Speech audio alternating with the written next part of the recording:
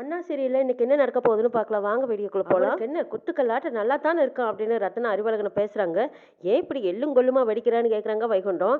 அப்பா ரொம்ப தூரத்துல இருந்து வந்தோம்ல அதான் அந்த கலப்பு அப்படி பேசிட்டு போறா, வேற ஒன்றும் இல்லை, பசிக்குது அப்படிங்கிறாங்க சண்முகம். அண்ணே எனக்காக திங்கறக்கு ஏதாவது வாங்கிட்டு வந்தியான்னு கனி ஆசையா கேட்கவும், இந்தா உனக்கும் வாங்கிட்டு வந்திருக்கேன்னு சொல்றாங்க. அண்ணே எனக்கு அப்படின்னு எஸ்கி கேட்கவும், உனக்கும் தனியா தான் வாங்கிட்டு வந்திருக்கேன் இந்தா அப்படின்னு சொல்லி அவங்களுக்கு இவங்களுக்கும் தனியா தனியா சாப்பிட கொடுக்குறாங்க. எஸ்கிக்கு மாங்காயை வாங்கிட்டு வந்து கொடுக்குறாங்க.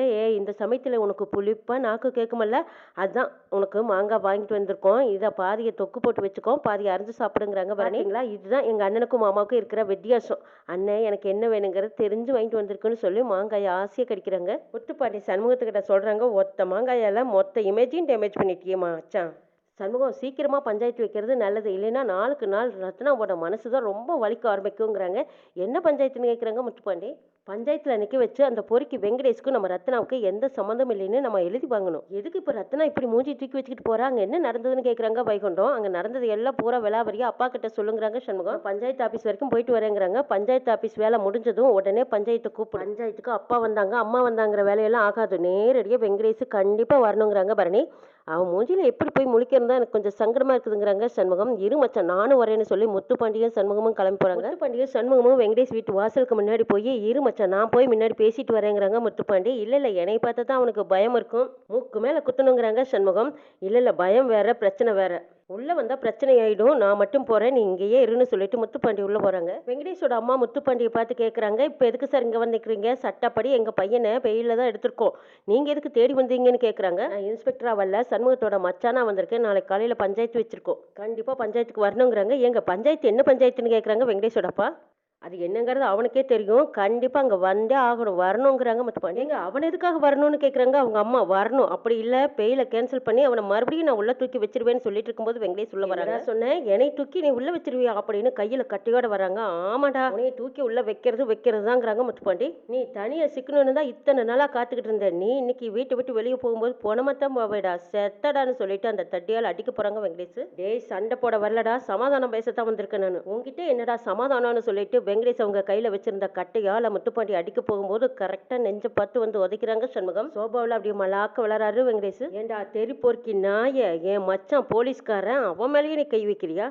ஏலே பாண்டி, இவன் ஒரு மக்கு பாத்தி, இவனுக்கு வாயில சொன்னா புரியாது, அடிச்சாதான் புரியும்னு நான் சொன்னனால. டேய் நாளைக்கு நீ பஞ்சாயத்துக்கு வரணும், அப்படி வரல உன் போன சுடுகாட்டுக்கு தான் போகும், ஜாக்கிரதை, எல்லாரும் வந்து சேருங்கன்ட்டு போறாங்க சண்முகம். அடுத்த நாள் காலையில சண்முகம் பூஜை பண்ணிட்டு இருக்காங்க. அவங்க பாருங்க மாமா, காரியம் ஆக வேண்டியது நமக்கு தான், அதனால கொஞ்சம் பொறுமையா இருக்கணும், சண்முகத்தை நம்ம தான் அடக்கி வைக்கணும். ஐயோ அவன் அவ்வளவு சீக்கிரம் அடங்க மாட்டானே, ஏதோ நீ இருக்கிறேங்கிற தைரியத்துல தான் நானும் ஓம் பின்னாடி வரேங்கிறாங்க வைகுண்டம். பஞ்சாயத்து முடிவு பண்ணணும், ரத்னாவும் வெங்கடேஷும் புருஷன் பொண்டாட்டி இல்லைங்கிறத பஞ்சாயத்து தான் முடிவு பண்ணணுமாமா. இதை போய் சண்டையில முடிச்சிட்டோம் இது ஒரு யூஸும் இல்லாம போயிடும், நம்ம காரியத்துல நாம தான் மாமா கண்ணா இருக்கணுங்கிறாங்க. சரிங்கிறாங்க வைகுண்டம். மதினி நான் வேணா கூட வரட்டுமா, அண்ணன் சண்டைக்கு போச்சுன்னா நான் காலை பிடிச்சு அழுதுனா அண்ணன் போகாது இல்லைங்கிறாங்க கனி.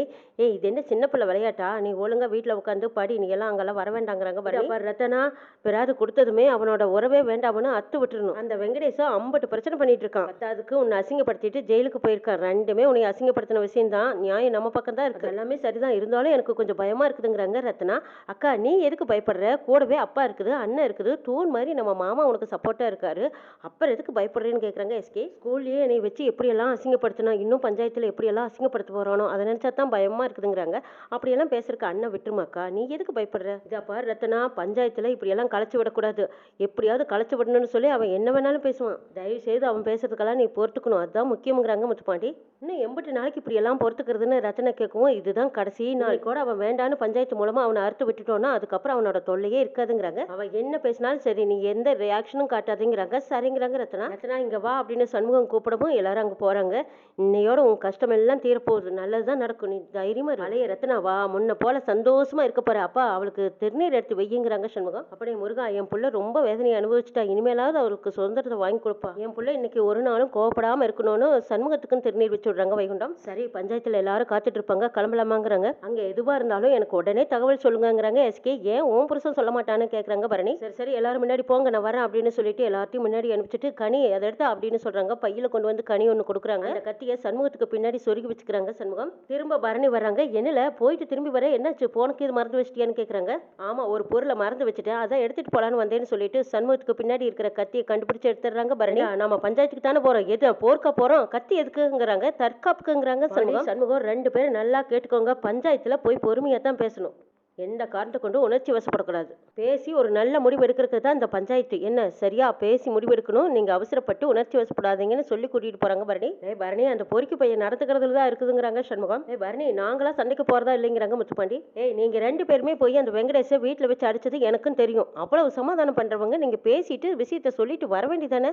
பரணி, முத்துப்பாண்டி போலீஸ்னோட பார்க்காம அந்த வெங்கடேஷ் கட்டை எடுத்து இவன் அடிக்கிறதுக்கு வருவான், அதை வேடிக்கை பார்க்க சொல்றியா? விளக்குறதுக்காக நெஞ்சில காலை வச்சு தட்டி விட்டான், அவ்வளவுதான். மிதிக்கிறதுக்காக காலை தூக்குனா அப்படியே சோபாவில் பட்டு மாதிரி படுத்துட்டான், அவ்வளவுதானுங்கிறாங்க முத்துப்பாண்டி. ஓ மாமா அப்படியா, சூப்பருங்கிறாங்க எஸ்கி. கனி மாசுங்கிறாங்க, சூப்பருங்கிறாங்க எஸ்கி. மொத்த குடும்பமும் இந்த மாதிரி இருந்தீங்கன்னா குடும்பம் விளங்குன மாதிரி தான். முதல்ல வாங்க பஞ்சாயத்துக்கு போலான்னு பரணி கூட்டிட்டு போறாங்க. பரணி சொல்லிட்டு போனதுக்கு அப்புறமா அதை எடுங்கிறாங்க. கனி அந்த கத்தி எடுத்து கொடுக்குறாங்க, மறுபடியும் சொருவிக்கிறாங்க. சண்முகம், மச்சான் பொருள் எல்லாம் எதுக்கு எடுத்துட்டு வரேன்னு முத்துப்பாண்டி கேட்கறாங்க. ஆமா, நீ தான் இடுப்புல கண்ணு வச்சிருக்கிய, அது எதுக்கு? அது அரசாங்கம் கொடுத்தது, நான் சொந்தமா வாங்கி வச்சிருக்கேன், அவ்வளவுதான் வித்தியாசம் அப்படின்னு சொல்லிட்டு சண்முகம் முத்துப்பாண்டி எல்லாரும் அங்க இருந்து கிளம்பி சவுந்தரபாண்டி நடமாடிட்டு இருக்காங்க. அங்க சனியன் ஓடி வந்து பாண்டி மக்காவை பஸ் ஏற்றி விட்டாச்சு, இன்னும் 2 நாளைக்கு இருக்கு, எனக்கு வாய்ப்பு இல்லாம போச்சே, 2 நாளையில ஒட்டமா ஓடி வந்துருவேண்டா அப்படிங்கிறாங்க. ஆமாமா, இன்னைக்கு அருமையான ஒரு சம்பவம் இருக்கு, அதை அக்காவுக்கு பார்க்க கொடுத்து வைக்காம போச்சு. என்னடா வரும்போது பஞ்சாயத்துல எல்லாரும் வந்துட்டாங்களா பாத்தியான்னு கேக்குறாங்க. எல்லாரும் வந்துட்டாங்க, இன்னும் சண்முகம் குடும்பம் தான் வல்ல போல இருக்குங்கிறாங்க. ஓ அப்படியா, ஏண்டா முக்கியமான ஆளு நானு, ஆனா எனக்கு யாரும் அழைப்பு சொல்லலையடா. முக்கியமான ஆள் ஆறுங்க ஐயான்னு சனியன் கேட்குறாங்க. இந்த கேடு கிட்ட வாத்தி தான், அதான் கூப்பிட்டான் பாரு, அவனுக்கு 100 ஆயுசு. ஐயா நான் வெங்கடேஷ் பேசுறேங்கிறாங்க. அட எதுவா இருந்தாலும் பட்டுன்னு சொல்லு, என்ன விஷயம்? ஐயா பெரிய பிரச்சனை, நான் ஒத்தாளா நிக்கிறேன், நீங்க தான் எனக்கு எப்படியாவது உதவி பண்ணணும்னு கேட்குறாங்க வெங்கடேஷ். அட என்ன பிரச்சனை, எதுக்கு ஒத்தையில நிக்கிற, என்ன பிரச்சனைங்கிறத முதல்ல என்கிட்ட சொல்லு. உங்க பையனும் சண்முகமும் என்னை பஞ்சாயத்துக்கு அழைச்சிட்டு போனாங்க ஐயா. நான் வேற மாதிரி எல்லாம் கேள்விப்பட்டேங்கிறாங்க சவுந்தரபாண்டி. ஆமாங்க ஐயா, எனக்கு அடிச்சுட்டாங்க, எனக்கு உங்களை விட்ட வேற யாருமே இல்லைங்க ஐயா, எனக்கு எப்படியாவது உதவி பண்ணணும்னு கேட்குறாங்க வெங்கடேஷ். மனுஷனுக்கு பிரம்மா உதவி பண்றாரு, அந்த மனுஷனுக்கு இந்த சவுந்தரபாண்டியும் உதவி பண்றேன். உனக்கு இப்போ என்ன ஹெல்ப் வேணும் அதை சொல்லு முதல்ல. ஐயா நான் புறப்பட்டு உடனே பஞ்சாயத்துக்கு போகணுங்க ஐயா, அங்க போறதுக்கு எனக்கு கொஞ்சம் பயமா இருக்குதுங்கிறாங்க வெங்கடேஷ். சும்மாவா, அந்த வெறுமைய மேல கொலை வெறியில இருக்கான், பஞ்சாயத்துக்கு போனீங்கன்னா கண்டிப்பா அங்கேயே உனக்கு வெட்டுவான். ஐயா போகட்டி என்னங்க ஐயா செய்வான்னு கேட்குறாங்க வெங்கடேஷ். வீடு தேடி வந்து வெட்டுவான், நீ என்ன செய்வ? ஐயா கூட உங்க மகன் வேற இருக்காரு, அதான் என்ன செய்யறது எனக்கு ஒண்ணுமே புரியலைங்கிறாங்க வெங்கடேஷ்.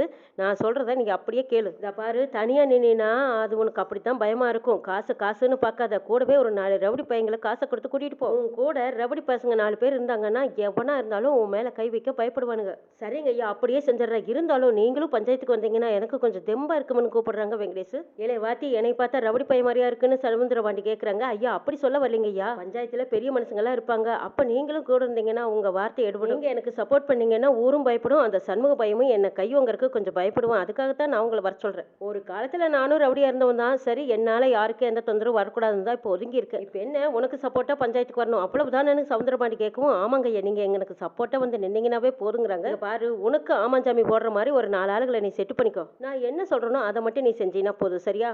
அதே மாதிரி செய்யறங்க ஐயா, நீங்க கண்டிப்பா வந்துருவீங்கல்ல பஞ்சாயத்துக்குன்னு கேட்கறாங்க வெங்கடேஷ். கண்டிப்பா நான் வந்துருவேன், வேடிக்கை பார்க்க வராம இருப்பேன்னா அப்படிங்கிறாங்க சவுந்தரபாண்டி. ரொம்ப சந்தோஷம் ஐயான்னு சொல்லிட்டு வெங்கடேஷ் போன கட் பண்றாங்க. ஐயா நீங்க சொல்றது நினைக்கிறது எல்லாம் டக்கு டக்கு நடக்குதுங்கிறாங்க சனியன். அதால சனியா என்னடா அதிர்ஷ்டம், கௌரவ வேடத்துல நடிக்க வைக்கிறதுக்கு அந்த நெட்டை வாத்தி கூப்பிட்டுருக்கான் பாரு, சேஃப்டி பண்ணிட்டு வந்துருவோங்கிறாங்க. ஐயா அங்க போய் உங்களால என்ன செய்ய முடியுங்க ஐயா?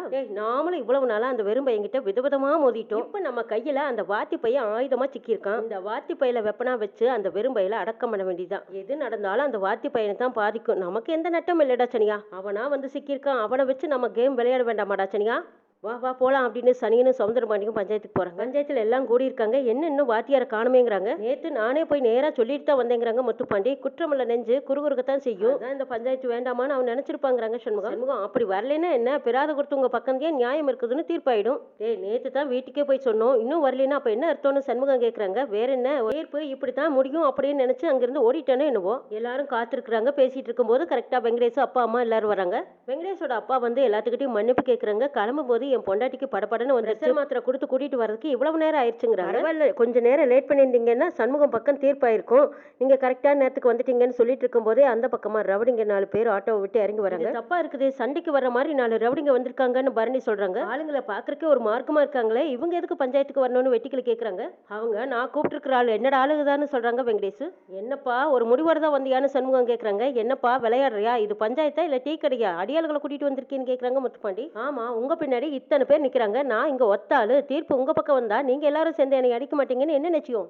எனக்கு பாதுகாப்பு வேணுங்கிறதுக்காக தான் நான் 4 ஆளுகளை ஏற்பாடு பண்ணிக்கிட்டேங்கிறாங்க வெங்கடேஷ். என்னங்கய்யா இது சம்மந்தமே இல்லாத ஆளுங்களை எல்லாம் கூட்டிட்டு வந்து பஞ்சாயத்துல நிக்க வச்ச என்னங்கய்யா அர்த்தங்கிறாங்க வைகுண்டம். என் மவன் வேற கோவக்காரன், அவ ஏதாவது கோவத்துல ஏதாவது பண்ணிட்டு அது சரியா இருக்காது, முதல்ல இவங்களை அனுப்பி விடுங்கிறாங்க வைகுண்டம். அப்படின்னா சண்முகத்துக்கு பின்னாடி இருக்கிற இன்ஸ்பெக்டர் ஏன் நீங்க எல்லாருமே வெளியில போங்க, ஏன் ஆளுங்களையும் நான் வெளியே அனுப்புறேங்கிறாங்க வெங்கடேஷ். டேய் 4 பொறிக்கு பசங்களை கூட்டிட்டு வந்து ஏன் குடும்பத்தை வெளியே போக சொல்றியா? பொறிக்கு பசங்களுக்கு இந்த பஞ்சாயத்துக்கு என்னல சம்பந்தம் அப்படின்னு கோவமா போறாங்க சண்முகம். பாத்தீங்களா ஐயா, பஞ்சாயத்தே இன்னும் ஆரம்பிக்கல, அதுக்குள்ள அடிக்க வர்றாரு. என்னோட பாதுகாப்புக்கு 4 பேர் நிக்கத்தான் செய்வாங்க, அப்படி வேண்டாம்னா நானும் போறேங்கிறாங்க வெங்கடேஷ். பாத்தியா சண்முகம், அடிக்க வருவாங்கன்னு பயந்துகிட்டு போறேன்னு சொல்றாரு. நீ கொஞ்ச நேரம் அமைதியா இருங்கிறாங்க பஞ்சாயத்து. சண்முகத்துக்கு ரொம்ப ரொம்ப பெரிய மனசாட்சி தலைவர் பிரசிடண்ட், தீர்ப்பு சொல்ல வேண்டிய இடத்துல அவர் நிக்கும் போது இப்ப பிராது கொடுக்கிற இடத்துல அவர் நிக்கிறாரு. என்னதான் பிராதுன்னு சொல்லுங்க பிரசிடண்ட்னு பஞ்சாயத்து தலைவர் கேட்கும் போது, தங்கச்சிக்கு ஏத்த புருஷன் இவன் கிடையாது, என் தங்கச்சி அசிங்கப்படுத்தி அவமானப்படுத்திட்டான், இனிமே இவனுக்கு என் தங்கச்சிக்கு எந்த உறவு வேண்டாம், முறிச்சு விடுங்கிறாங்க சண்முகம். ரத்னாவும் இனிமே வெங்கடேஷ் கூட வாழ விரும்பலைங்கிறாங்க. அப்படின்னா நீ அந்த தாலி எடுத்து வெத்தலை மேல வையுங்கிறாங்க பரணி. ரத்னா வேண்டாம் ரத்னா, நம்ம 2 பேரும் சேர்ந்து வரலாங்கிறாங்க வெங்கடேஷ். ரத்னா நீ அறுத்து வைய, என்ன நடந்தாலும் நான் இருக்கிறேன், நான் பாத்துக்கிறேங்கிறாங்க சண்முகம். ரத்னா வேண்டாம் சொன்னா கேளுங்கிறாங்க வெங்கடேஷ். அவன் வேண்டான்னு சொல்றான் பாரு, அப்பதான் நீ அந்த தாலியை அறுத்து வீசணும்.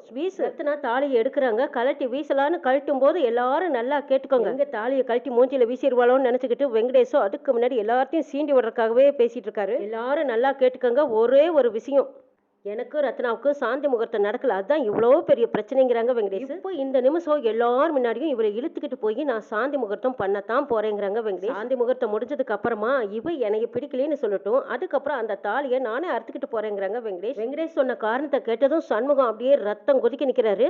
இதுக்கப்புறமா நான் இவளை விடுறதா இல்ல அப்படின்னு சொல்லி வெங்கடேஷ் நேருக்கு நேரா வந்து ரத்னாவை இழுத்துட்டு போறக்கு வராங்க. அங்க இருந்த எல்லாருமே டே வெங்கடேஷ் சொன்னா கேளு, வேண்டான்னு வெங்கடேஷோட அப்பா அம்மா எல்லாரும் தடுக்கிறாங்க. என்னையா மனுஷன் இவன் இத்தனை பேர்த்துக்குள்ள இப்படி அநாகரிகமா நடந்துக்கிறானேன்னு ஆளாளுக்கு சொல்லிட்டு இருக்கும் போது நேரா துணிஞ்சு வந்துட்டு இருக்கிற வெங்கடேஷை பார்த்து அப்படி நெஞ்ச பார்த்து வதிக்கிறாங்க சண்முகம். ஏன் முன்னாடியே என் தங்கச்சி மேல கை வைக்க பாக்குறியடா கேடு கெட்டவனேன்னு பின்னாடி மறைச்சு வச்சிருந்த கத்தியை எடுக்கிறாங்க சண்முகம். கலவரத்தை பெருசு பண்ணி பிரச்சனையை முடிக்கிறதுக்கு இல்லாம சவுந்தரபாண்டி சொல்லி கொடுத்த மாதிரியே வெங்கடேஷும் பிரச்சனையை பெருசு பண்ணிட்டு இருக்காங்க. இன்னைக்கு நீ செத்திடா அப்படின்னு சொல்லிட்டு சண்முகம் கத்தியை உருவிக்கிட்டு வரும்போது இந்த பக்கமா வெங்கடேஷ் ரவடிங்களை போங்கடா போய் அடிங்கடா அப்படின்னு சொல்லி கொடுக்குறாரு. கூட்டத்துல சவுந்தரபாண்டியும் வந்து சண்முகத்தை இழுத்து பிடிச்சுக்கிட்டு இருக்காங்க. சண்முகம் ரவடிங்கிட்டையும் சண்டை போட்டுட்டு இருக்காங்க. முடிஞ்ச வரைக்கும் தம் கட்டி முத்துப்பாண்டி சண்முகம் 2 பேரும் சண்டை போட்டுட்டு இருக்கும் போது சவுந்தரபாண்டி சண்முகத்தை இழுத்து பிடிச்சிட்டு இருக்காங்க. அந்த பக்கமா வெங்கடேஷ் அவங்களும் கத்தி எடுத்துக்கிட்டு வந்து சண்முகத்தை குத்த வந்திருக்காங்க. சண்முகம் கையில வச்சிருந்த கத்தி தவற விட்டுறாங்க. சண்முகத்தை குத்துறதுக்காக வெங்கடேஷ் வந்திருக்காரு. என்ன நடக்குதுன்னு நாளை எபிசோட்ல பார்க்கலாம்.